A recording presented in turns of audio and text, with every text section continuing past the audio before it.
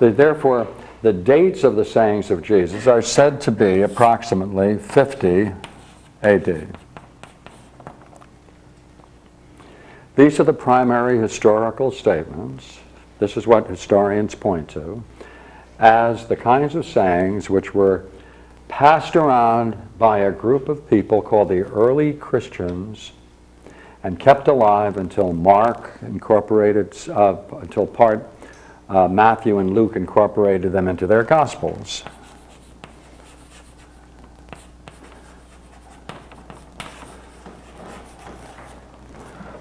All of the sayings of Jesus found in Q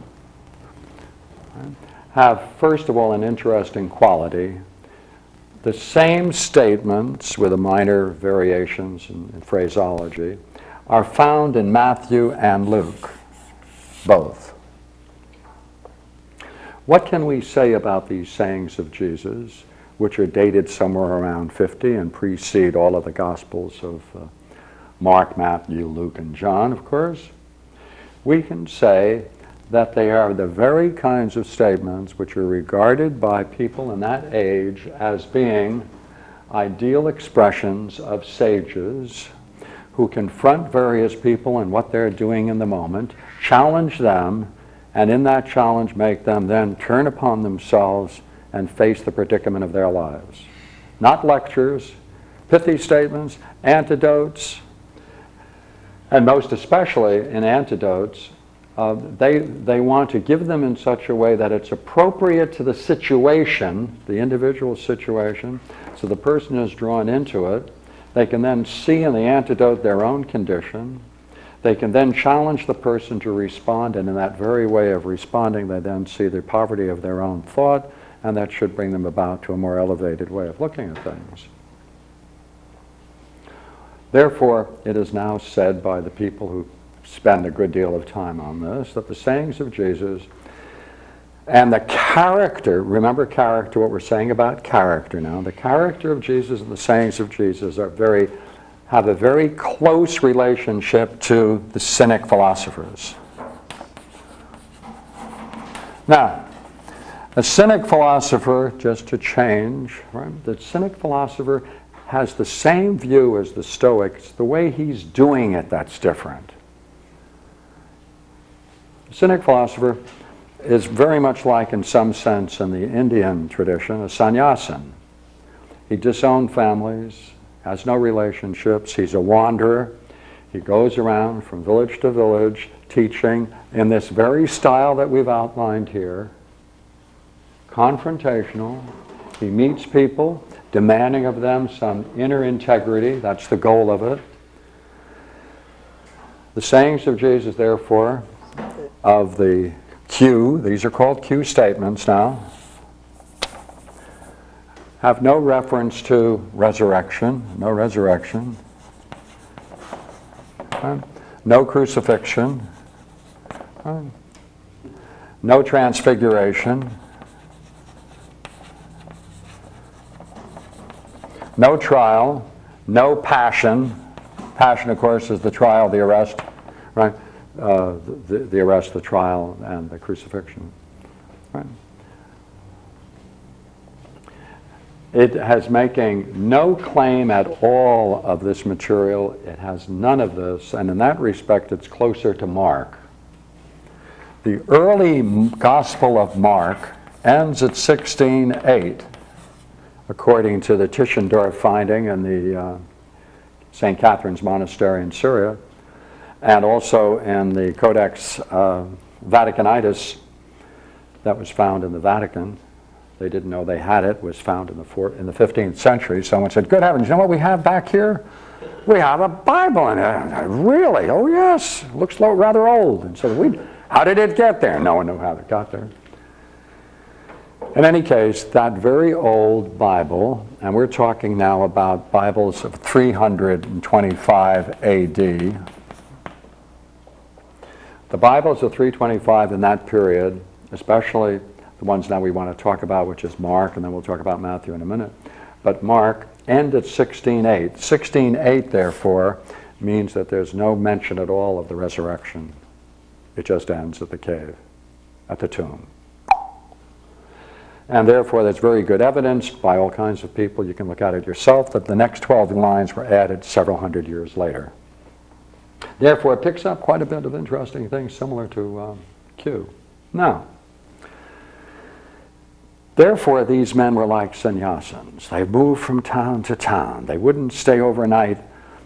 They'd visit people. They'd be very brief. They'd give talks. And they were considered to be wandering holy men. That's what the Cynic philosophers were in those days. Therefore, there's a very close relationship between the image of Jesus as portrayed and Cynic philosophers of that age.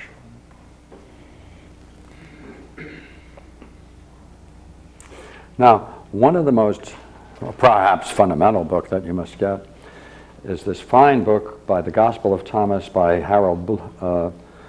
Marvin Mayer, Bloom did the introduction. Now, in this work is the Gospel of Thomas, very fine work. And the Gospel of Thomas goes along with this except on this one most interesting issue. The issue that separates nearly all these thinkers from Platonists is this curious word, light. This is what separates them. And I'd like to see if I can make a transition to this most mysterious word. We'll take out apprehensive, take out the characters, and do this. When man experiences the world,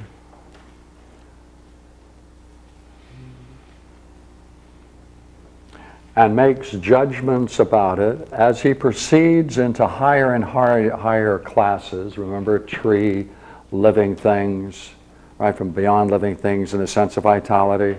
Right? We were going into what are called abstractions. For the Platonist, what you're really doing is your mind is getting in touch with a set of ideas, capital I, and to that degree, you're participating in a realm of ideas. You're not experiencing in your head or in your mind anything. There's nothing in there but cells. Right? You're not there. People can look into the TV machine to look for the images, and it's likely not to be there for some reason, even though they emerge from them. Is that true?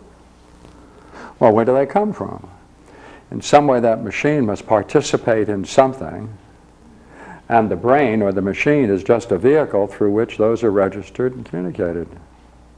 Same thing here in the realm of the mind. For the Platonist, the mind participates directly. Right? There's a participation into the realm of ideas. Those ideas are nothing other than mind. Better word for mind, the intelligible. The ideas, therefore, can be hierarchically arranged. The ideas that are unities of other ideas, when you finally get to that idea, which is the idea of all ideas brought together into a unity, that idea of all ideas is nothing other than the idea in the mind of God, of all creation.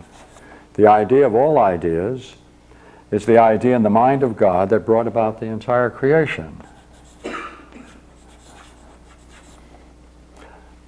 Right. Therefore, that one idea, which God must have had in the creation of the universe, he contemplated on his own idea, used that as a model, and with the skill of a craftsman, as it were, created the entire universe. Therefore, the idea itself is a whole. It contains within it everything that was, is, and will be, as a simultaneous whole. It's not divided into present, past, and future, for those are the separations into progression.